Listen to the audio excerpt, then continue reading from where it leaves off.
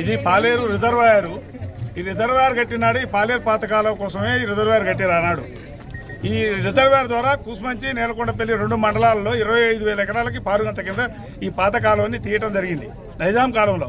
ఆనాటి నుంచి ఈనాటి వరకు పాతకాలంకి ఎప్పుడు 5 అడుగుల వరకు కూడా పాతకాలంకి నీళ్ళు ఇవ్వడం జరిగింది. ఈ పాలేరు పాతకాలం కింద సంబాని చంద్రశేఖర్ మంత్రిగా ఉండగా, తుమ్మల నాగేశ్వరరావు మంత్రిగా ఉండగా, రామిరెడ్డి వెంకటరెడ్డి గారు మంత్రిగా ఉండగా, ఇప్పుడు శ్రీనివాసరెడ్డి గారు మంత్రిగా ఉండగా ప్రతి వాళ్ళు కూడా ఆర్పుదలు ఇచ్చి ఈ పంట పొలాలను కాపాడటం జరిగింది. ఈ మధ్య కాలంలో కేసీఆర్ ప్రభుత్వంలో మిషన్ భగీరథ అనేది ఏర్పాటు చేసి ఈ నీళ్ళు అనేది 12 అడుగులు తగ్గకుండా ఉండాలని చెప్పి పాలేరు పాతకాలం నీళ్లు బంద్ అన్నారు. కానీ అయినా కానీ పోయినసారి కూడా పోయిన ఎమ్మెల్యే కూడా నీళ్లు కంటిన్యూషన్ ఇచ్చిండు.